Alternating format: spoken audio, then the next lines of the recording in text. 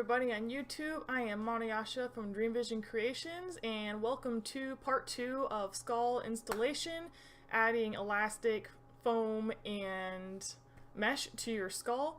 In this one we are continuing on the work with actually adding now the elastic to the back of the head.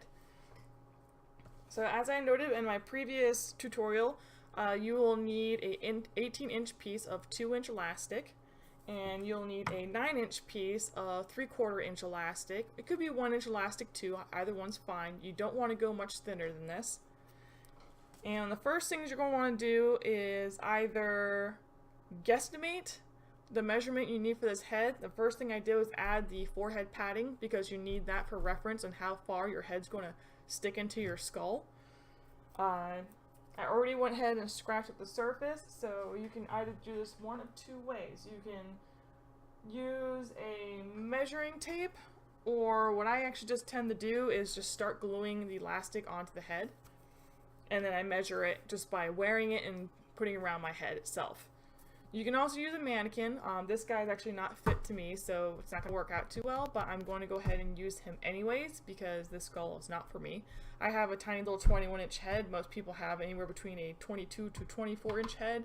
Some exceptions, like I said, smaller heads like me, or the larger 25-inch heads. So it's really important to know the circumference of whoever you're working on with the skull, or if you're just making it for yourself, you can literally just put it on your face and start measuring it that way. One of the first things I like to do is actually just start attaching the elastic on one side. I recommend, if you can, use a lighter to kind of like clean up this edge here to keep the elastic from fraying. I actually have one somewhere.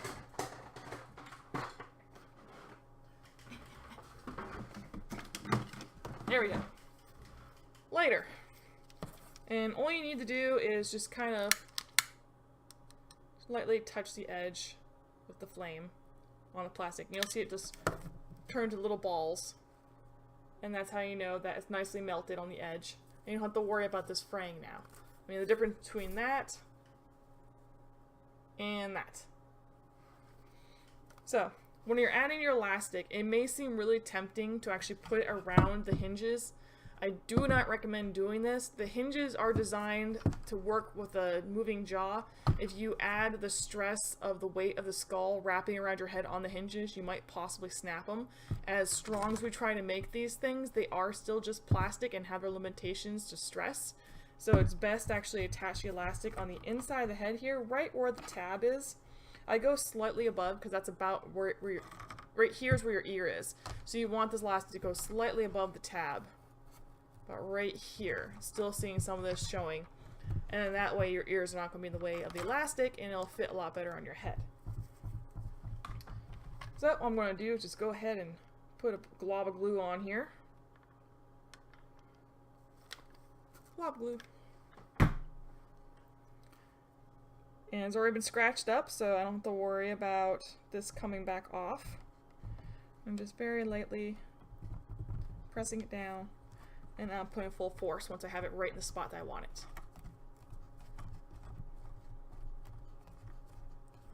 I'll show you how I like to measure my skulls.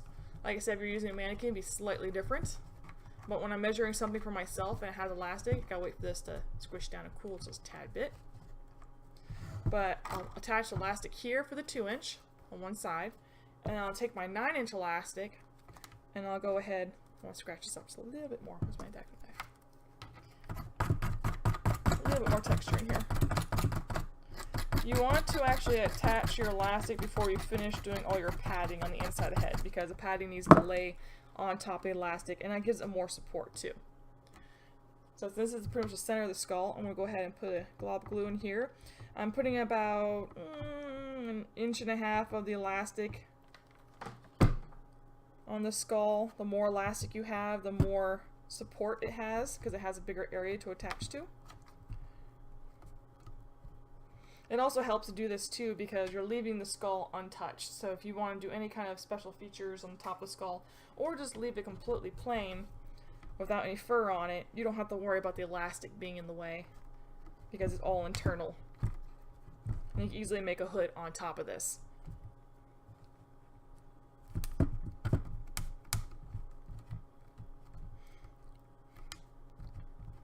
Okay, so I'll show you how I like to measure my skulls while I'm doing it for myself.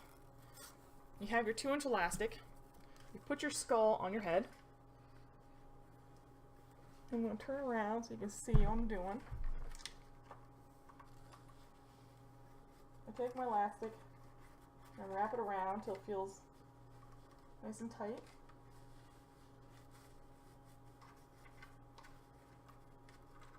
And then from there, I feel where the tab is. Let's see if I'm actually on camera here. There we go. I feel where the tab is. It's right there. That's where I want my elastic to go, so I pinch it with my hands. And this right here is where it's going to start attaching to the skull. So I know I need an additional inch on that. Like right here. What you can also do is you can have a friend help you out, and using the silver Sharpie, you can actually mark that spot. It's about right here on your skull. You see that? And that's how you know that's where it's going to attach the skull, and you need to give yourself about an extra inch of material to glue onto the skull. And like I said, that was measured to me. So, for example, if I try to put it on this mannequin, most likely his head's going to be much larger than my measurement. So I'm going to double check this.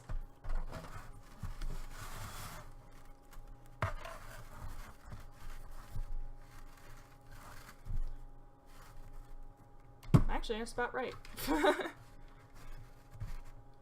So if you're using a mannequin, I like to have the elastic about right there. And you can actually see on the mannequin, because I have him sitting on, he's got ears. Remember I mentioned before about the elastic and the tabs? You can see right here on the head, see his ears? This is actually pretty accurate to how your head shape is. That's exactly what you want. You want the elastic to be just above the ears.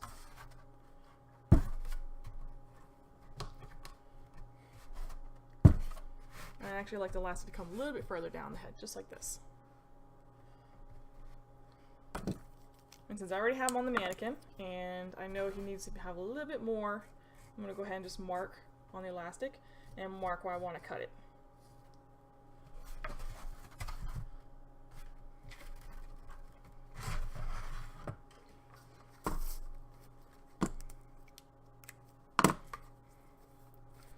I'm going to go ahead and cut the elastic. I'm going to use my lighter to singe the ends. Like I said, you don't need to let it catch on fire or anything. You're just using the heat, the flame, to make those ends a hard plastic so they won't fray. Okay. And I do the same thing on this side and use the hot glue. Now, you do have an option if you want to kind of reverse engineer this, and instead of doing it the way I'm doing with the hot glue right off the bat, you can actually sew this elastic. You sew the elastic on the band just like this. I used to do it that way, but I find it much easier, and it's just as strong just to glue that right on there. Because it's a lot easier to go ahead and glue the 2-inch elastic onto the skull and then wrap it around your head than it is for you to work with a whole T with 3 sections and hope you get the T right in the middle of your head. Because, trust me, that's going to be really difficult to do. So it's just easier just having them separate at the time, working on your base first, and then you bring your elastic, your 3/4 inch elastic down. Now, again, I'm going to show you how to do this on your own head, and I'm going to show you how to do it on a mannequin. Take my hat off. So on your own head, the elastic's up here, the 2-inch elastic is here. You just bring this down. You do not want this to be taut. The only purpose of this top elastic is just to keep your back elastic from sliding down too far or sliding up. You want it to come down right where your skull starts going inwards. and connecting to your neck. If you have it too high up, you're not going to have enough support, so you want it to be down low, but you don't want it on your neck. Like there's like this sweet spot where you want it. So you feel where your head starts going inwards, your skull, and you bring your elastic down. Again, I'm not pulling on this, I'm just laying it, and you're just feeling where it stops, and it stops right here. So again, just pinching it, holding it, and using your silver Sharpie to mark off where that spot is. Now this spot where it stops is literally just the very bottom of the elastic. It's right here. The bottom of the band. Not the top of the band, the bottom of the band. You want this whole strip to go on the 2-inch strip of elastic. And again, cut your elastic. If you're not sure if you made the right measurement, you know, double check your measurements first before you actually go and cut it, because you're not going to be able to add the elastic back on. Use a flame to singe elastic.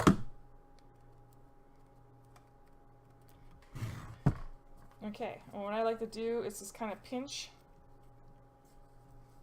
my 2-inch elastic, kind of find the middle point. Usually the base of the skull, this crack here is a pretty good middle section indicator, so I use that as my guide. And then I just put a little mark again with the silver Sharpie just so I know where it is. It doesn't have to be perfect, but it helps with lining it up.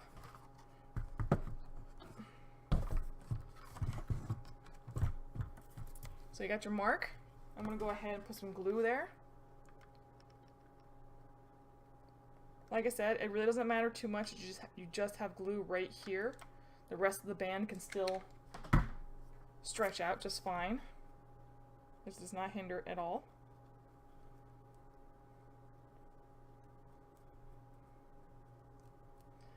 And go ahead and squish it down.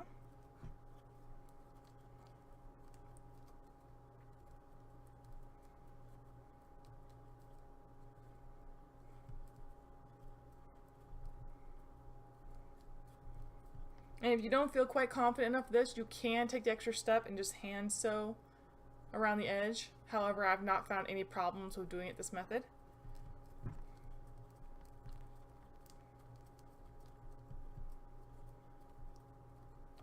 And that right there is how your elastic should look on your head. Nice T-shape. So it's very easy, just like a baseball hat, just to kind of slide this on.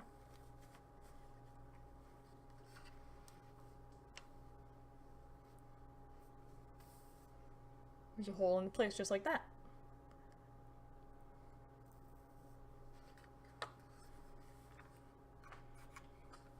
Thank you for watching. I will be doing a third tutorial on actually finishing up the padding on this skull.